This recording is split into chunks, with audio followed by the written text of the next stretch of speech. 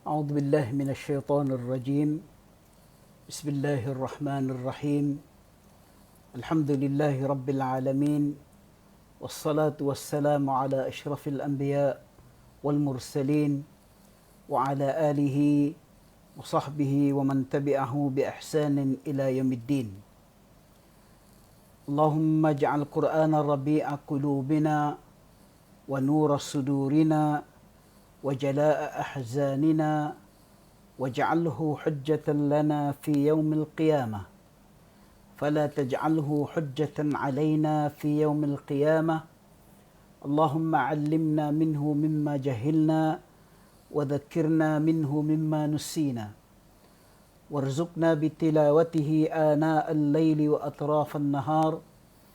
اللهم ربنا أرنا الحق حقا وارزقنا اتباعه، وأرنا الباطل باطلا وارزقنا اجتنابه. اللهم ربنا اجعلنا من الذين يستمعون القول ويتبعون أحسنه. اللهم ربنا لا إله إلا أنت سبحانك نحن كنا من الظالمين. Muslimin muslimat yang dihormati dan dikasihi sekalian, Assalamualaikum warahmatullahi taala wabarakatuh. Alhamdulillah, wassalatu wassalamu ala Rasulillah wa ala alihi wa sahbihi wa man walahu wa ba'd. Lebih dahulu sekali lagi kesyukuran kita kepada Allah Subhanahu wa taala yang mempertemukan kita dalam kelas pemahaman Al-Quran daripada suratul Mulk, di mana pada malam ini insya-Allah kita masuk ke dalam siri yang ketiga, membicarakan ayat yang ketiga dan insya-Allah juga ayat yang keempat daripada suratul Mulk. Muslimin muslimat sekalian, seperti biasa sebelum kita mulakan kelas kita dengan melihat ayat-ayat yang kita bincangkan dan kita ambil pemahaman daripadanya, kita mengungkap kembali kelas kita yang minggu lepas, di mana kita telah memberikan tumpuan kepada konsep ahsanu amala yang telah disebut oleh Allah Subhanahu wa taala dalam ayat yang kedua dalam suratul Mulk, iaitu ba'da a'udzubillahi minasyaitonir rajim. Bismillahirrahmanirrahim. Alladzi khalaqal mauta wal hayata liyabluwakum ayyukum ahsanu amala. Allah jadikan hidup dan mati ini untuk menguji kita. Kita ni semua berada dalam ujian untuk mencari ataupun menguji kita, siapakah di kalangan kita ini yang ahsanu amala, yang paling baik amalannya. Kita telah menyebut dalam kelas yang lepas bahawa yang dinilai daripada amalan kita adalah tahap baik, kualiti ibadat, kualiti amalan yang kita lakukan, dan bukannya kuantiti, jumlah yang kita buat sepanjang kehidupan kita. Kalaupun banyak mungkin amalan tapi tidak mempunyai dia punya kuantiti seperti mana yang telah ditetapkan, kawan sekalian, ibadat itu mungkin saja menjadi ibadat yang sia-sia. Maka itulah dalam menghuraikan maksud ahsanu amala telah dibentangkan kepada kita antaranya oleh Al-Imam Ibn Kathir bahawa yang dikatakan amalan kita itu adalah ahsanu amala, yang sepaling-paling baik amalan hanya apabila di dalamnya terkandung dua perkara, iaitu dua komponen. Komponen yang pertama adalah komponen apa saja yang kita lakukan itu mestilah dilakukan mukhlis, ikhlas kerana Allah Subhanahu wa taala. Mencari keredaan Allah Subhanahu wa taala. Bukan dibuat kerana manusia, bukan dibuat kerana nama, bukan dibuat kerana ingin mendapatkan ganjaran duniawi, bukan dibuat kerana ingin menunjuk dan sebagainya, tapi mukhlis, dilakukan ikhlas kepada Allah Subhanahu wa taala. Itu yang pertama. Dan yang kedua, yang ikhlas itu pula mestilah dilakukan menurut panduan yang telah ditentukan oleh Rasulullah sallallahu alaihi wasallam sebagai pembawa kepada syariah, sebagai rasul yang diutus oleh Allah Subhanahu wa taala untuk menerangkan tentang syariat Allah Subhanahu wa taala. Jadi apabila tiap satu amalan itu terkandung di dalamnya dua komponen ini, barulah ianya akan menjadi ahsanu amala. Maka itulah Kawan sepanjang kehidupan kita, ini adalah ujian, dan begitulah juga yang berkaitan dengan mati, seperti mana yang disebut oleh Allah Subhanahu Wa Taala, allazi khalaqal mauta wal hayata liyabluwakum ahsanu amala. Allah jadikan hidup dan mati kamu itu untuk menguji siapa di kalangan kamu itu yang paling baik amalannya. Menyentuh tentang mati, tuan-tuan, kebetulan ya, kita dalam sehari dua, seminggu dua ini rasanya tidak ada di kalangan kita ini yang tidak ada sama ada keluarganya, sama ada saudara maranya, sama ada rakan taulannya, sama ada jiran tetangganya yang tidak terbabit dengan hal yang berkaitan dengan kematian, khasnya yang berkaitan dengan wabak yang sedang melanda kita sekarang. Saya sendiri baru-baru ni jiran kami di sini, dah hari ini semalam kita kehilangan seorang sahabat, sama-sama sekolah. Sebelum daripada itu pun ada seorang lagi, dan kita dengar di sana dan di sini, ikhwan sekalian, hal yang berkaitan dengan kematian. Kita juga melihat bagaimana laporan-laporan sama ada dalam media yang rasmi, dalam TV dan sebagainya, begitu juga dalam social media, tentang laporan tentang kematian ini adalah sesuatu sebenarnya kan Allah jadikan untuk menghidupkan hati kita. Kerana Rasulullah SAW menyebut bahawa orang yang paling bijak adalah orang yang banyak mengingati kematian. Tuan, so apabila benda ni berlaku kepada saudara mara kita, ahli keluarga kita, jiran tetangga, rakan taulan dan sebagainya, mudah-mudahan ianya akan menjadi penyebab untuk menghidupkan hati kita, untuk mempertambahkan lagi usaha kita memperdekatkan diri dengan Allah Subhanahu Wa Taala. Kerana muslimin-muslimat sekalian, mati itu adalah benar, di mana yang Allah sebut dalam Al-Quran, kullu nafsin dha'iqatul maut. Setiap yang bernyawa itu pasti akan bertemu dengan mati. Maka dengan itu, moga-moga apa yang kita lihat sekarang ini menjadi penyebab untuk menghidupkan hati kita supaya bertambah dekat dengan Allah Subhanahu Wa Taala. Bagi yang telah meninggalkan kita, doa kita mengiringi mereka. Allahumma ighfir lahum warhamhum wa'afihim wa'fu anhum. Minta supaya Allah Subhanahu Wa Taala mengampunkan dosa mereka dan mempermudahkan urusan mereka di alam barzakh sehingga bertemu dengan kita semua besoknya di akhirat, insya-Allah. Muslimin-muslimat sekalian, malam ini kita akan membicarakan ayat yang ketiga dan yang keempat. Selepas ayat pertama dan ayat kedua di dalam suratul Mulk, Allah menceritakan tentang kekuasaan yang dimilikinya, keupayaan yang dimilikinya, kerajaan yang ditakbirnya, dan segala sesuatu yang berada di bawah tampuk penguasaannya. Dalam ayat ketiga, Allah memerintahkan kepada hamba-Nya untuk melihat apa yang telah dia sebut bahawa dia berkuasa, dia berupaya, dia mampu, dia raja, dia yang maha memiliki, dia yang maha pengampun, dia yang maha besar, yang maha suci. Semua itu Allah datangkan untuk manusia mengimaninya dengan bukti-bukti yang ada di hadapan mata mereka. Terlampau banyak bukti yang ada di hadapan mata kita ini yang sepatutnya kita gunakan untuk kita mengiyakan apa yang Allah sebut dalam ayat yang pertama dan ayat yang kedua tadi.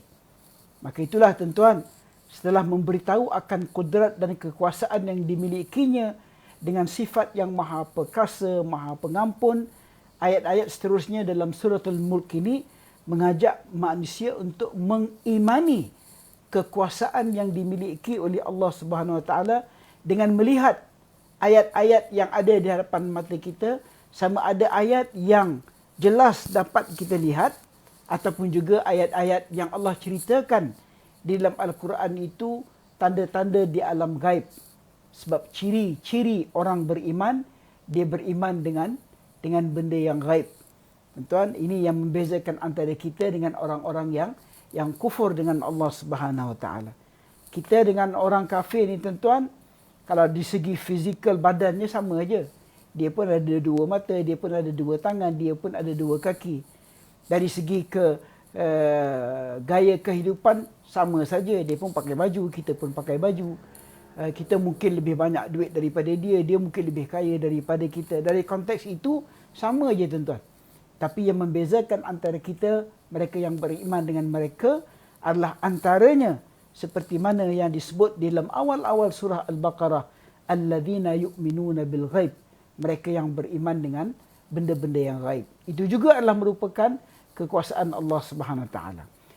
Allah menciptakan panca indera kita, mata baik, hidung baik, segala-gala yang diberikannya kepada kita ini adalah untuk digunakan bagi membesarkan Allah Subhanahu Wa Taala dengan melihat ciptaannya yang terbentang luas di langit, di bumi. Manakala beriman dengan yang gaib, telah saya sebutkan tadi, adalah sesuatu yang diuji juga kitanya dengan keupayaan untuk kita menghubungkan ciptaannya itu dengan mempercayai dan beriman kepada Allah Subhanahu Wa Taala.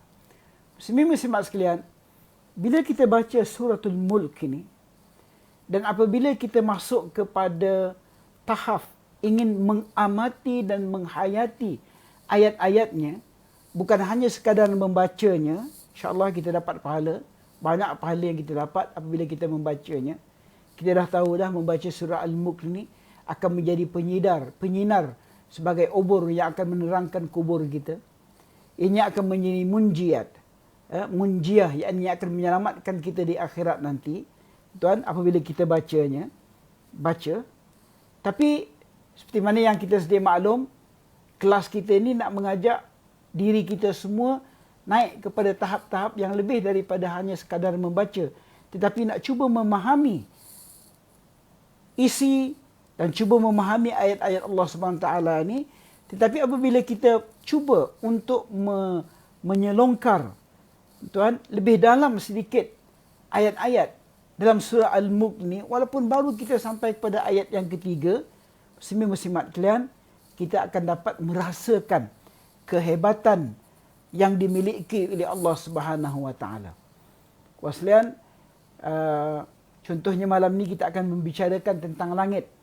Bagaimana Allah Subhanahu Wa Taala menciptakan langit, yang tuan-tuan, proses kejadian langit ini start daripada kelas kita hari Ahad lepas sampailah ke petang tadi tuan-tuan. Saya cuba menyelongkar sedikit-sedikit, sama ada melalui internet, sama ada beberapa buku yang ada di belakang saya ini, untuk melihat bagaimana Allah Subhanahu Wa Taala mencipta langit ini. Masya-Allah, muslimin-muslimat sekalian, semakin kerdil kita rasakan sama ada ilmu yang kita miliki ataupun sama ada kejadian yang Allah jadikan kita ini. Bandingkan diri kita dengan langit dan bumi khaslian, jauh sangat. Kita ni tuan-tuan macam orang kata di hujung, di lubang jarum saja dari segi kejadian makhluk yang Allah jadikan.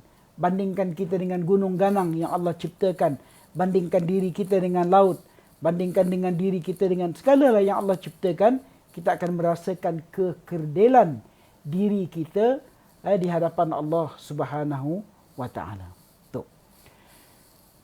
Malam ini kita akan bercerita tentang ayat ataupun tanda-tanda Allah Subhanahu Wa Taala. Tanda-tanda barang yang dicipta oleh Allah Subhanahu Wa Taala. Dan menjadi kewajipan kita untuk membaca ayat-ayat ini.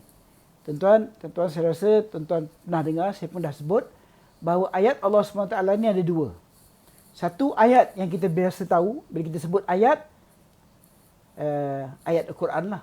Contohnya malam ni kita akan baca ayat yang kedua bila Allah Subhanahu Wa Taala menyebut dalam Al-Quran suratul Mulk ayat yang ketiga, firman Allah Subhanahu Wa Taala, ba'da a'udzubillahi minasyaitonir rajim, alladzi khalaqal mauta wal hayata liyabluwakum ayyukum ahsanu amala. Kemudian ayat ketiga Allah sebut alladzi khalaqa sab'a samawatin tibaqa ma tara fi khalqir rahmani min tafawut farji'il basara hal tara min futur. Itu ayat. Ini dipanggil ayat makru'ah. Ayat yang kita baca. Di ayat Allah. Satu huruf kita baca, Allah berikan ganjarannya. Ini ayat yang pertama. Yang perlu kita baca. Dengan menyebut dengan lidah kita. Dengan mengamati makna-makna yang ada di sebaliknya. Tapi di sana ada ayat yang kedua juga yang perlu kita baca.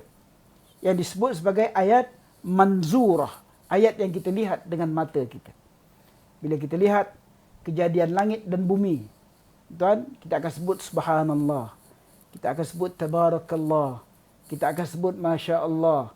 Bila kita melihat sesuatu yang indah yang Allah ciptakan, jangan lepas daripada lidah kita untuk menyebut masya Allah, subhanallah, Allahu akbar. Itu ayat manzurah. Jadi pada malam ini kita nak gabungkan ayat maqru'ah dengan ayat manzurah itu, tuan-tuan, untuk kita mengiyakan ayat yang pertama dan ayat yang kedua dalam suratul Mulk. Ayat ketiga dalam suratul Mulk berbunyi, alladzi khalaqa sab'a samawatin tibaqa ma tara fi khalqi ar-rahmani min tafawut farji'il basar hal tara min futur. Terjemahannya, alladzi, iaitu dialah, khalaqa, yang telah menciptakan, sab'a samawat, sab'a, 7 langit. Langitnya ada 7. Wahid, ithnain, thalatha, arba'a, khamsa, sitta, sab'a. Tadi ada 7. Allah jadikan sab'a samawat. Sab'a samawat yang Allah ciptakan ini tibaqan. Kita balik pada awal ayat. Alladzi khalaqal sab'a samawatin tibaqa.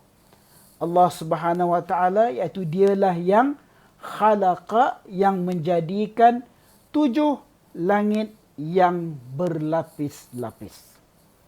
Maknanya, tuan-tuan, sebelum kita pergi kepada tafsirnya, langit yang Allah ciptakan ini, dia ada 7 lapis. Okay? Perbincangannya kejap lagi.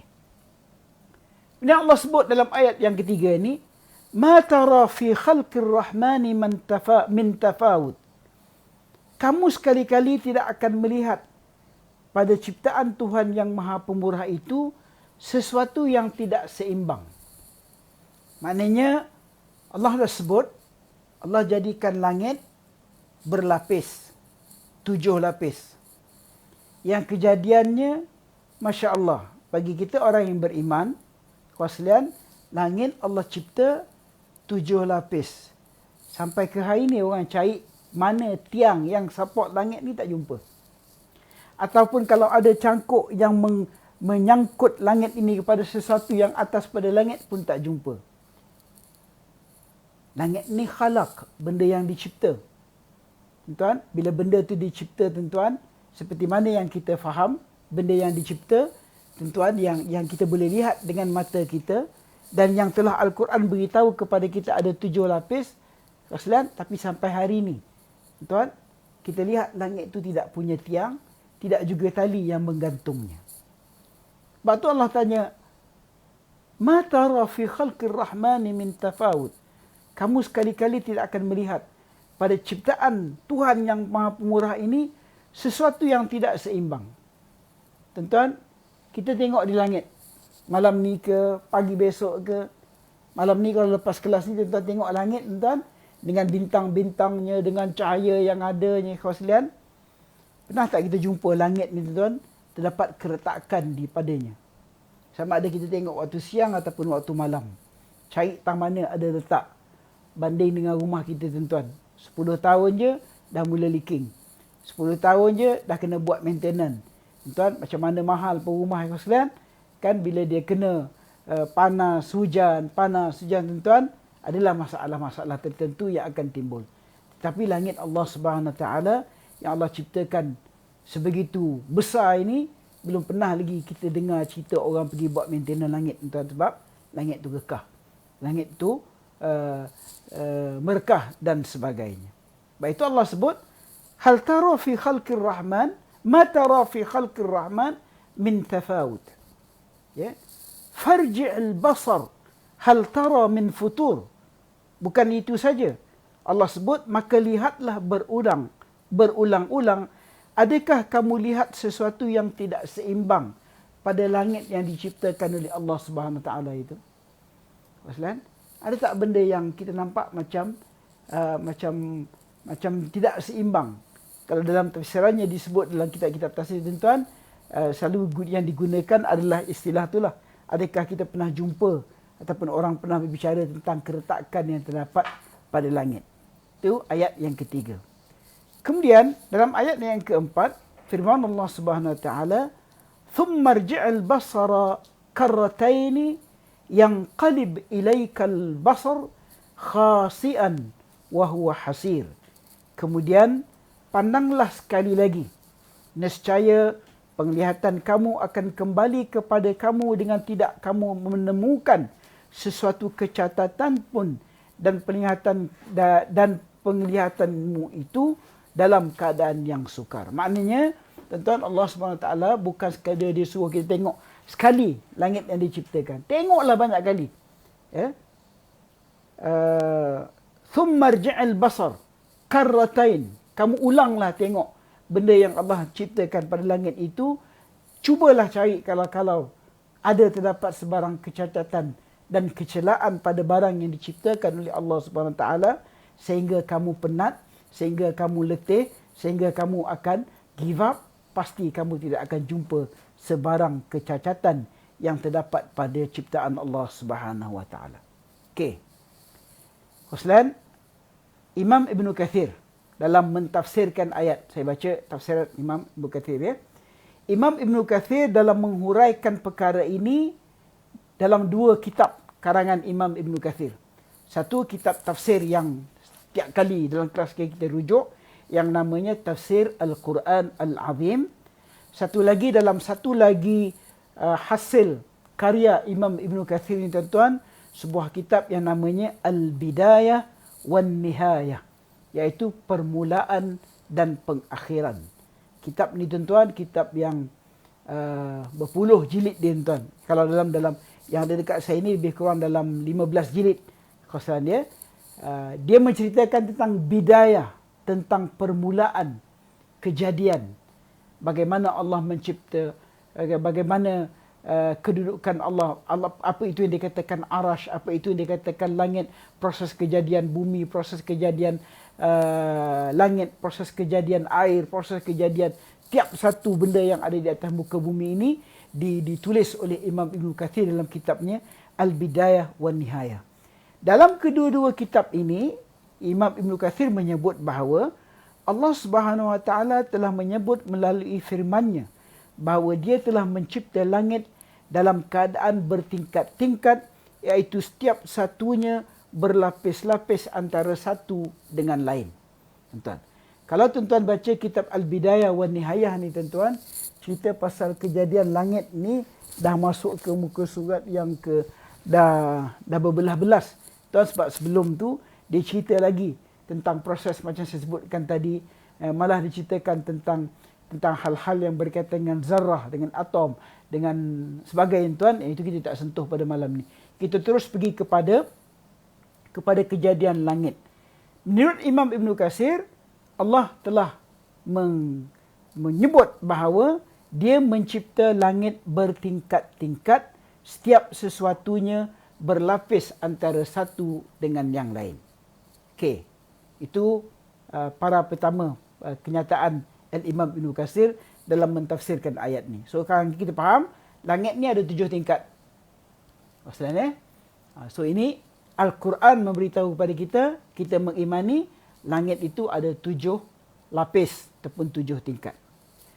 Terdapat 2 pendapat para ilmuwan di dalam perkara ini, sama ada setiap lapisan itu berhubung antara satu sama lain secara terus, ataupun terdapat satu ruang lain yang memisahkan antara satu lapis dengan lapis yang berikutnya. Tuan, ini saya syarahkan, tuan. Ini kata-kata Ibn Kathir.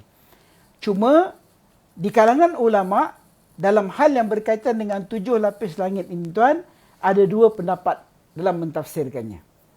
Tuan, pendapat pertama menyatakan 7 lapis langit itu adalah, katalah ni lapis pertama, datang lapis yang kedua, datang lapis yang ketiga, keempat, kelima, keenam, ketujuh.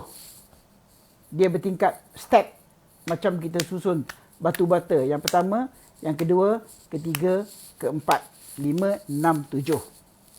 Apa yang ada atas 7, tuan-tuan? Yang ada atas langit yang 7 itu sepakat di kalangan ulama tu tak ada beza. Di atas Langit yang 7 itu adalah air. Yang di atasnya adalah arash Allah Subhanahu wa taala. Atas langit 7 itu ada air. Tuan ya.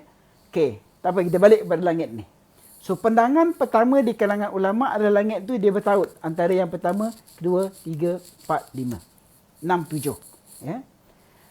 Pandangan kedua menyatakan bahawa langit yang 7 itu dia tidak melekat antara satu sama lain. Tapi dia dihubungkan. Tuan, balik. Macam tadi saya kata susun batu bata kan. Kalau tuan-tuan tengok susun batu bata, tuan-tuan bila dia susun batu bata tu letak batu yang pertama dan dia taruh simen, baru letak yang kedua.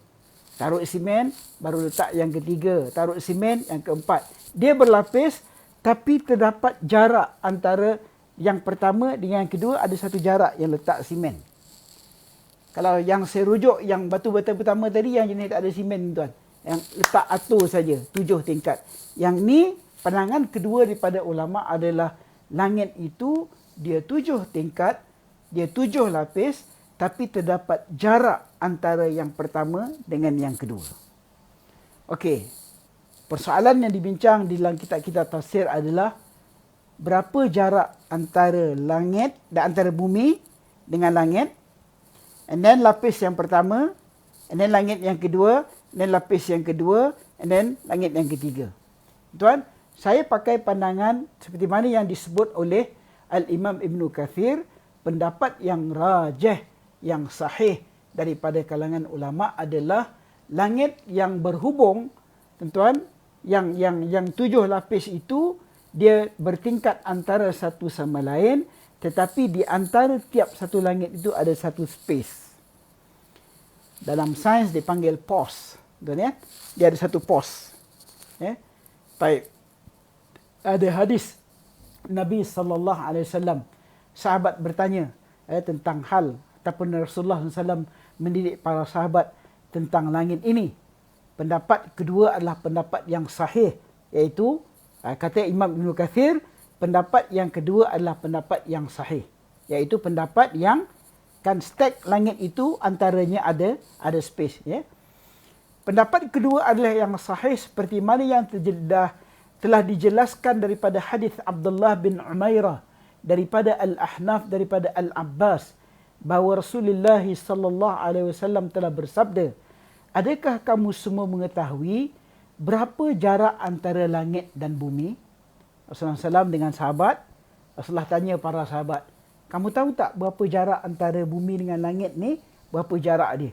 Lalu para sahabat menjawab, hanya Allah dan Rasulnya yang mengetahui. Lalu Rasulullah SAW menjawab bahawa jarak antara keduanya adalah perjalanan selama 500 tahun. Okey, itu baru tak cerita langit ini tuan. Bila Rasulullah tanya, kamu tahu tak jarak antara langit dengan bumi? Sahabat kata tak tahu. Rasulullah kata, okey, jarak antara bumi tempat kita berpijak ni dengan langit, tuan, 500 tahun. Baru sampai dia yang pertama.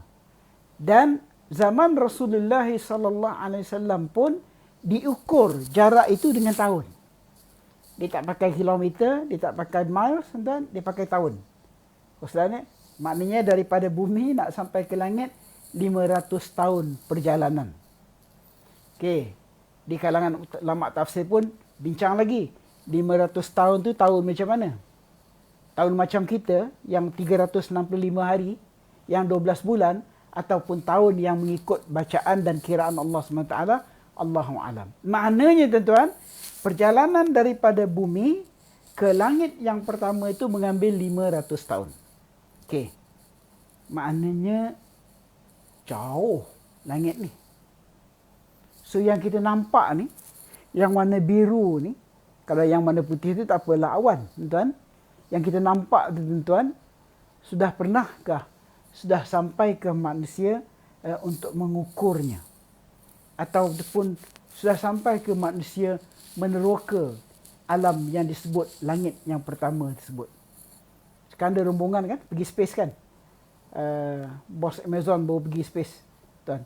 Jauh mana dia pergi tu? Langit mana dia pergi, tuan? Ataupun dah sampai ke langit ataupun belum? Waslan, nanti kita tengok kejap lagi. Jadi antara bumi ke langit yang pertama 500 tahun dan perjalanan di antara setiap satu langit itu 500 tahun dan jarak yang memisahkan antara langit pula adalah 500 tahun. Tuan-tuan. Ya, okey. Tadi kita dah kata ada start kan? Tuan nampaklah gambar tu kan. Okey. Sekarang bumi langit 500 tahun. Tadi kita dah kata pendapat yang rajih, yang sahih daripada kalangan ulama adalah daripada langit pertama ni nak pergi ke langit yang kedua, dia ada satu space. Space yang memisahkan langit pertama dengan langit kedua ni perjalanan dia 500 tahun baru naik langit yang kedua. Jarak daripada sempadan langit yang kedua sampai ke atasnya tuan tambah lagi 500 tahun. Sebelum nak sampai kepada langit yang ketiga ada space. Space itu juga ada 500 tahun. So kalilah tuan 500 tahun sehingga sampai ke langit yang ketujuh. Hadis ini lengkap diriwayatkan oleh Imam Ahmad, Abu Daud, Ibnu Majah dan Tirmizi yang menyebut bahawa hadis ini adalah hadis hasan. Kawan sekalian. Okey. Ini hadis daripada Nabi sallallahu alaihi wasallam. Kita tak pergi detail. Tuan, bukan bidang kepakaran saya, tuan-tuan. Saya pun baca, saya pun nukilkan hadis Nabi sallallahu alaihi wasallam macam saya sebutkan tadi bila saya cuba buat tengok tulisan-tulisan yang boleh kita dapat ni tuan, cuba nak memahami yang 500 tahun tu tuan, itu pun kan tak sampai saya rasa ilmu manusia ni untuk meneroka sampai ke 7 kali 5 tuan-tuan 500 tahun tu dari segi langitnya. Space tu saja dah 500 tahun. Sebab itulah tuan-tuan dalam peristiwa Al-Isra' wal Mi'raj bila sampai ke langit yang ketujuh, bila Nabi sallallahu alaihi wasallam nak bertemu dengan Allah Subhanahu Wa Taala, sampai nak naik ke yang paling last kali itu, Jibril angkat tangan. Jibril kata ini beyond dia punya level. Tuan, beyond dia punya level. Jibril kata aku takat ni je. Aku takat ni, yang ni kamu pergi naik. Waslan, bila naik untuk bertemu dengan Allah Subhanahu Wa Taala itu hanya Rasulullah SAW saja yang naik, Jibril tak ikut. Waslan, ketika nak bertemu dengan Allah Subhanahu Wa Taala tu menjadi ajaran dalam agama kita tuan-tuan. Bila kita bertemu orang kita sebut Assalamualaikum kan. Assalamualaikum warahmatullahi wabarakatuh. Ini Rasulullah SAW nak bertemu dengan Allah Subhanahu Wa Taala, takkan dia nak sebut salam kepada Allah Subhanahu Wa Taala. Sebab tu Rasulullah SAW bila dia nak memula dia bertemu dengan Allah Subhanahu Wa Taala tu yang disebut at-tahiyyatul mubarakatus salawatut tayyibat al-mubarak kan, yang menjadi bacaan dalam salat kita. Yang itu dalam peristiwa Isra' Mi'raj. Nantilah bila tiba Isra' Mi'raj besok kita cerita bab itu. Waslan. Okey. So di dalam kitab Sahihain. Ini karangan cerita ataupun Ibnu Katsir sebut lagi di dalam kitab Sahihain, tuan-tuan, bila kita sebut kitab Sahihain, kitab apa tuan-tuan? Dan bila tuan-tuan baca buku, tuan-tuan dengar orang kuliah, tuan-tuan dengar orang ceramah, bila tok imam tu sebut, tok guru tu sebut di dalam kitab Sahihain, bila tuan-tuan dengar Sahihain maksud dia kitab hadis Bukhari dan Muslim. Sahihain, dua sahih yang sahih, iaitu kitab Bukhari dengan Muslim. Minggu lepas kita cerita pasal Jalalain, dua orang Jalal kan. Dia menulis kitab tafsir Jalalain. Malam ni kita ada kitab Sahihain. Bila kita sebut kitab Sahihain adalah kitab Sahih Bukhari dan Muslim. Dalam kitab hadis Sahih Bukhari dan Muslim, hadis diriwayatkan daripada Anas radhiyallahu anhu yang berkaitan dengan peristiwa Al-Isra' wal Mi'raj. Beliau telah menyatakan bahawa dia, iaitu Rasulullah sallallahu alaihi wasallam, telah bertemu dengan Nabi Adam alaihi salam di sama'id dunya. Okey. Tuan-tuan, dalam cerita Isra' Mi'raj, bila Jibril bawa Nabi daripada Masjidil Aqsa naik ke langit, masuk ke langit yang pertama, tuan-tuan, akan Jibril bagi salam. Salam itu dijawab oleh orang yang menghuni langit yang pertama. Dianya adalah Nabi Adam alaihi salam. Pertemuan itu berlaku di sama' ad-dunya. Sama' yang pertama, langit yang pertama. malaikat Jibril bertanya kepada Rasulullah sallallahu alaihi wasallam. Jibril beritahu kepada Rasulullah, ya Rasulullah, kan ini adalah bapa kamu Adam alaihissalam. Lalu Rasulullah sallallahu alaihi wasallam memberi salam kepada Nabi Adam alaihissalam, dan Nabi Adam alaihissalam telah menjawab salam baginda sallallahu alaihi wasallam. Lalu Nabi Adam alaihissalam telah bersabda, marhaban wa ahlan. Selamat datang. Selamat datang kepada anakku yang merupakan sebaik-baik anak.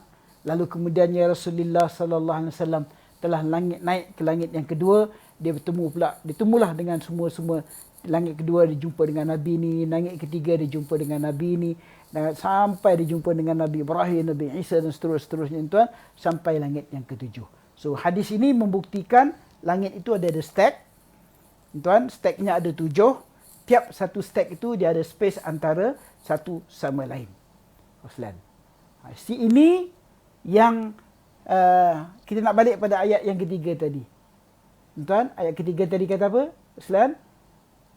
Allazi khalaqa sab'a samawatin tibaqa. Allah jadikan ke langit ini tibaqan, dia berlapis antara satu sama lain. Okey. Menurut sebuah tulisan yang berkaitan dengan i'jaz al-ilmi fil Quran. Tuan, dalam ilmu Al-Quran ni ada satu ilmu yang dipanggil i'jaz ilmi fil Quran. Yakni ilmu yang mengkaji tentang kehebatan Al-Quran ini dari segi saintifiknya. Waslan. Sebab tuan-tuan, ayat Allah Subhanahu Wa Taala, bila Allah turunkan kepada Rasulullah sallallahu alaihi wasallam, dan kemudian menjadi kitab yang dirujuk oleh manusia sampai ke hari kiamat insya-Allah, tuan, mutaakhir selepas zaman Rasulullah SAW itu kan ramai orang mengkaji Al-Quran dan bertemukan dengan aspek-aspek sains yang cukup hebat. Tuan ya, contohnya bila Allah sebut, ini ayat ini selalu saya jadikan sebagai contoh tuan-tuan. Minta maaf kalau saya ulang, saya selalu sangat ulang. Tapi contoh kan bila Allah sebut bala qadirina ala an nusawwiya banana. Allah Subhanahu Wa Taala itu mampu untuk menyamakan ibu jari manusia. Bala qadirina ala an nusawwiya banana. Ini dipanggil banan, ibu jari. Maksudnya Allah Subhanahu Wa Taala kalau dia nak samakan ibu jari kita ni tuan-tuan, dia boleh samakan. Tetapi tak ada manusia atas muka bumi ini yang ibu jari dia sama. Bukan besar sangat tuan-tuan, besar ni je. Tapi tak ada manusia yang ibu jari dia sama. Sebab itu kita ada tampirin kan. Ibu jari manusia tak sama. Tuan-tuan, betapa advance-nya Al-Quran itu, dia mendahului sains. Tuan, maknanya Allah sebut, kalau aku nak jadikan ibu jari kamu ni sama, aku boleh jadikan. Tapi tak sama. Dan benda ini digunakan oleh manusia untuk buat tampirin punya recognition dan sebagainya. Tuan, baik. Mengikut tulisan yang sempat saya rujuk pasal i'jaz ilmi Al-Quran ni tuan-tuan, saya ambil satu para saja yang dia tulis untuk saya kaitkan dengan apa yang akan saya sebut kejap lagi. Dalam para itu dia menyebut bahawa dia telah menggambarkan ciptaan bumi dan langit termasuk jumlah yang diciptakannya, iaitu 7 level, di mana Allah SWT telah memberitahu bahawa dia telah menjadikan 7 lapisan langit dan bumi, dan perkara ini turut diakui oleh ilmuwan sains moden yang mengkaji tentang ilmu atmosfera. Ini menarik tuan-tuan. Ya. Pertama sekali, langit itu berlapis dan dia dijustified oleh sains moden. Walaupun puas juga kita mencari tuan, ini bukan bidang saya, tapi setakat yang saya buat ambil sini, ambil sana sikit, baca sini sikit. Tuan, sains mengklasifikasikan ataupun ada yang kata ada 4 layer, ada 5 layer, ada 6 layer. Tapi untuk tujuan perbincangan kita ini, saya ambil apa yang ditulis oleh NASA, tuan-tuan. Yang Amerika tu, bahawa dia menyatakan tentang lapisan yang ada pada langit. Cuma menariknya tuan-tuan, ini menarik lagi satu, kita menggunakan perkataan as-sama'. Terjemahan kepada bahasa kita adalah langit. Dan kita memahami langit ini adalah barang yang diciptakan oleh Allah Subhanahu Wa Taala yang ada lapis. Dan di dalam lapisan itu ada penghuni. Ada orang duduk. Ada Nabi yang mendiaminya sekarang ini. Kawan sekalian, saya cuba cari terjemahan yang paling dekat dengan makna as-sama yang digunakan di dalam Al-Quran, malah yang digunakan di dalam bahasa Arab. Kalau terjumpa dalam konteks makna yang sama dalam bahasa Inggeris, tak jumpa, tuan. Tak ada satu definisi seperti mana definisi as-sama yang ada dalam Al-Quran ataupun dalam bahasa Arab. Tuan, ada perkataan sky, tapi sky bukan dalam konteks ini. Paling dekat mereka gunakan kalimat adalah heaven. Al-Quran selalu menyebut as-sama, ad-dunya, al-ardi was-sama, al-ardi was-samawat, bumi dan langit. Selalu kan kita jumpa fil ardi was-samawat, bumi dan langit, tuan. Tapi kalau kita tengok kepada penggunaannya dalam bahasa Inggeris, tuan, ada yang mentafsirkan kalimat sama itu kepada heaven. Tuan, yang terjemahannya tidak tepat. Cuma dalam sains diklasifikasikan layer yang ada dalam yang dikatakan langit itu. Yang istilahnya tuan-tuan pun sedia lebih maklum daripada saya. Contohnya pembagian level dalam atmosfera. Ya, pertamanya adalah troposfer, iaitu troposphere starts at the Earth's surface and extend to 8 to 14.5 kilometers. That is 5 to 9 miles. Kalau ikut kajian ni, tuan, ya. Satu layer yang pertama dia panggil troposfer, iaitu jaraknya 8 sehingga 14.5 kilometer. Yang kemudian datang layer yang kedua yang dikenali sebagai stratosfer, yang jaraknya antara 50 kilometer. Yang ini juga yang dikenali sebagai ozone layer.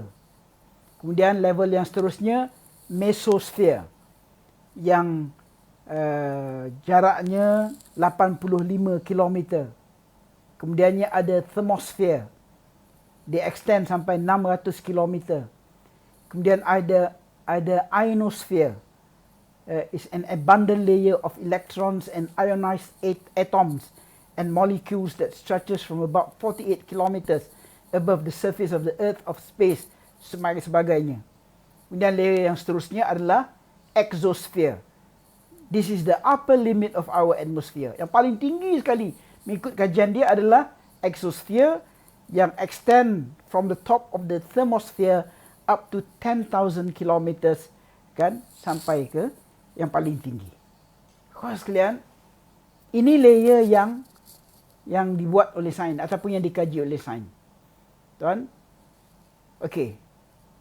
Sains juga memperakui bahawa setiap satu dari lapisan yang diorang kaji ini wujud antara lapis yang kita sebut tadi, thermosphere, ionosphere, stratosfer, mesosfer ini, ada satu jarak yang menjarakkan antara layer-layer ini yang dikenali sebagai pulses, di mana perubahan terhadap komposisi kimia, pergerakan dan ketumpatan akan berlaku. Dia kata antara layer langit A, langit nombor 1 dengan langit nombor 2, dia punya komposisi ni berbeza. Dia punya ketumpatan, dia punya gas berbeza. Tapi di mana berlaku perubahan antara layer 1 dengan layer 2, tuan-tuan, dia berlaku di tengah-tengah yang dikatakan pause itu. Di situlah akan berlakunya proses perubahan sebelum dia naik kepada langit yang seterusnya. Muslimat sekalian, macam saya sebutkan tadi, ini bukan bidang saya untuk saya mendetailkan tentang layer mengikut kajian sains, tuan-tuan. Dia memerlukan orang yang lebih arif dalam bidang ini. Tapi setakat bacaan yang saya buat, itulah dia kajian yang ada pada sains. Now, persoalan yang ingin dibangkitkan di sini adalah, ini kita balik pada kelas kita. Adakah lapisan yang dikaji oleh sains moden ini merupakan lapisan langit yang disebut oleh Al-Quran? Kita nak situ je, tuan.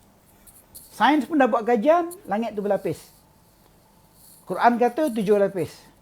So kitanya nak persoalkan, bukan mempersoalkan, mempertikaikan tak. So kita nak tanya ni, kita nak cuba memahami, adakah sains yang dikaji oleh ulama-ulama sains, oleh ahli-ahli sains ni tuan, itu maksud 7 lapis langit ni tuan? Kalau saya, mudah je kita nak bagi jawapan. Pertama sekali, kita buat perbandingan dari segi distance, dari segi jarak.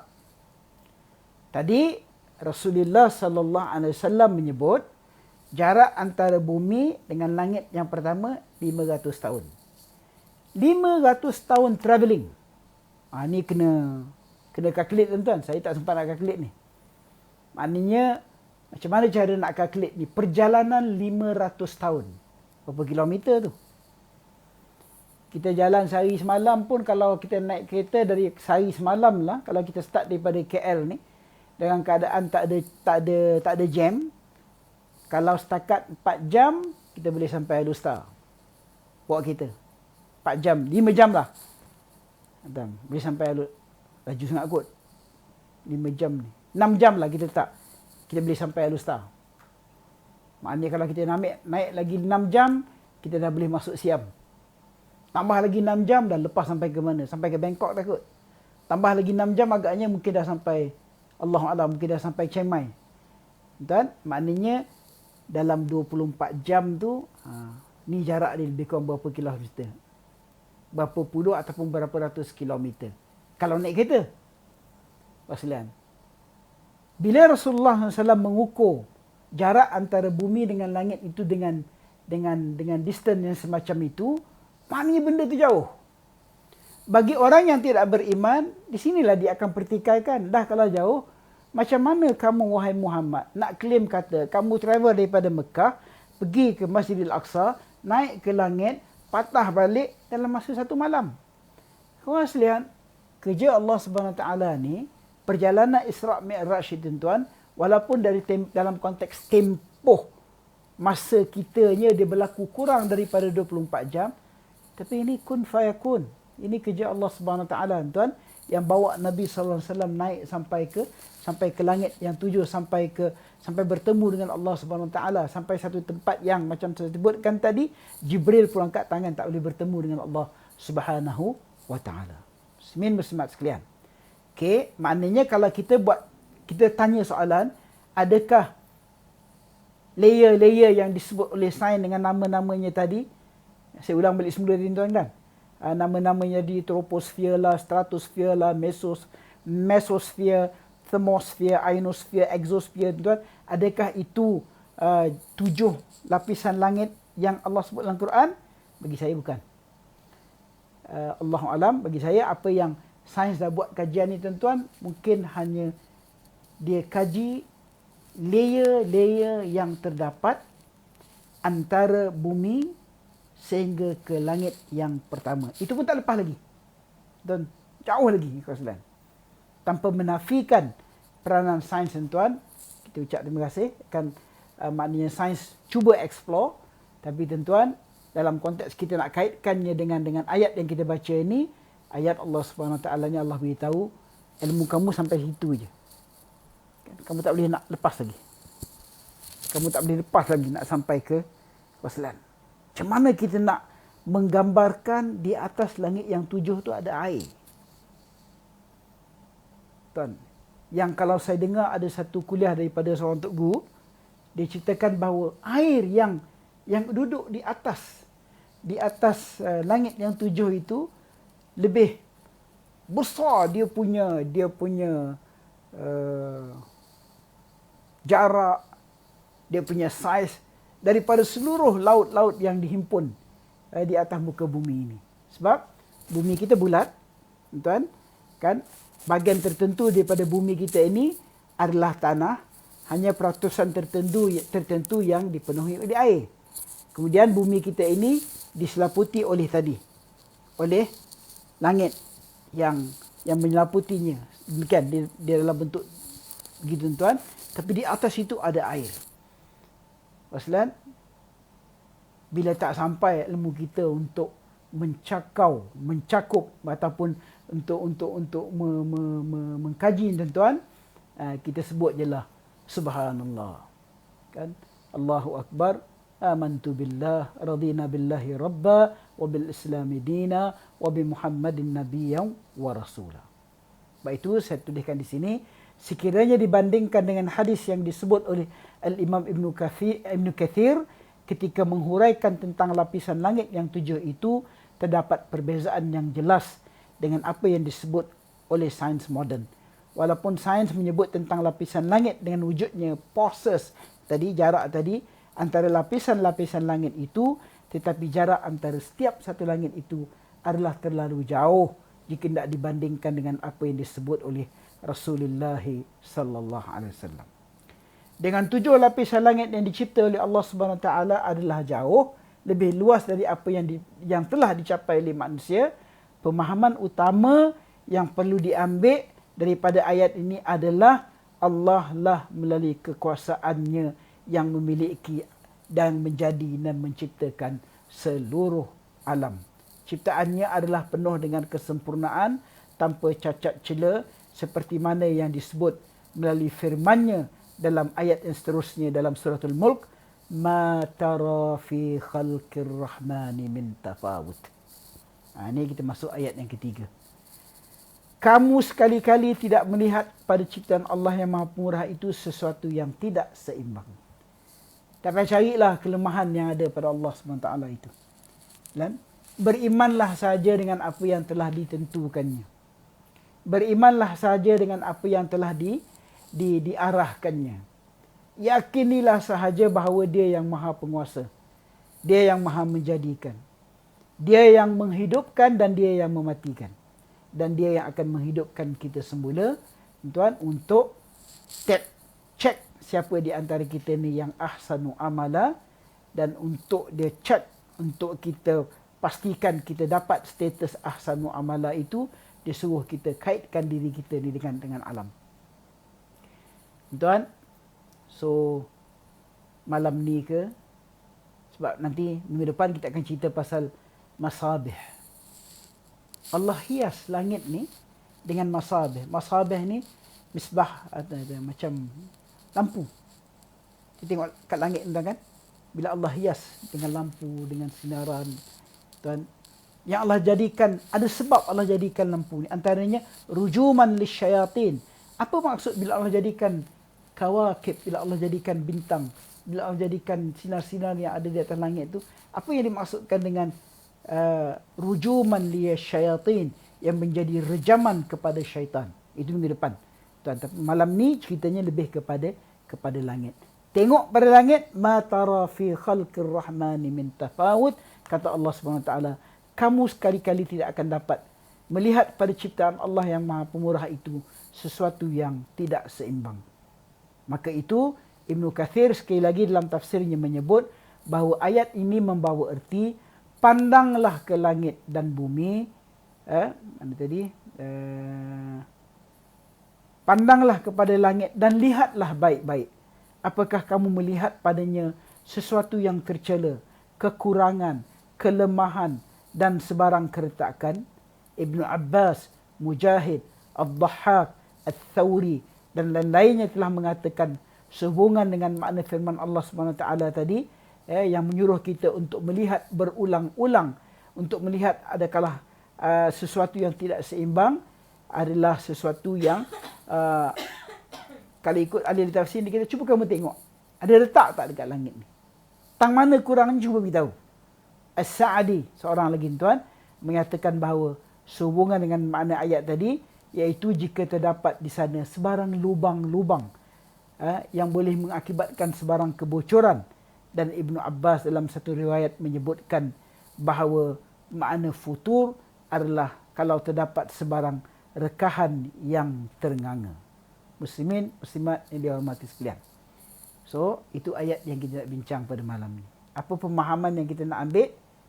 Keperluan. Pertama sekali adalah keperluan untuk bertadabbur dengan ciptaan Allah Subhanahu Wa Taala dan mengungkapkan bahawa sesungguhnya Dialah yang Maha Berkuasa untuk menjadikan sesuatu. Kawan sekalian, dongakkanlah kepala kita ni, mata kita, sekali-sekala tu kena tengok ke langit. bandingkan kejadian langit yang besar itu dengan kita. Kita ini dhaif. Makhluk yang khuliqal insan dhaif. Manusia itu dicipta dalam keadaan lemah. Kalau kita bandingkan pula dengan langit, Allah, lagi tak terbanding tuan. Dibandingkan dengan gunung, lagi tak terbanding. So kita ni sebenarnya ada lemah. Lemah kita itu hanya boleh dirawat apabila kita berpegang dengan apa yang telah ditentukan oleh Allah Subhanahu Wa Taala dan Rasulnya. Apabila kita mendongak ke langit dan melihat akan kehebatan ciptaannya, kita akan dapat menginsafi bahawa diri kita amat kerdil dan lemah di sisi Allah Subhanahu Wa Taala. Tuan, so maknanya ayat ni perintah ni. Dia perintah kita untuk tengok langit ni. Siang baik, malam baik. Tuan, sebab bila kita tengok, macam saya katakan di peringkat awal tadi, ayat manzurah, ayat makruah kita baca dah ni. Tapi tuan, kita baca ayat makruah, tapi nak really appreciate benda yang Allah sebut dalam makruah ni, kita keluar tengok langit. Siang cara siangnya, malam cara malamnya. Dan baru kita akan dapat merasakan, ya Arhamar Rahimin, ya Allah, kami ni lemah, kami ni barang yang kamu cipta, dalam keadaan segala kedaifan, dengan keadaan segala kekurangan, apa-apa hajat kami hanya kepada kamu. Apa-apa yang kami minta, hanya engkau saja yang boleh menentukan sama ada nak bagi ataupun tidak. Apa-apa saja yang perlu kami selesaikan, hanya kamu sahaja yang boleh menentukan sama ada ini adalah hak untuk kami ataupun kamu tangguh dulu pada satu ketika sebelum kamu berikan kepada kami.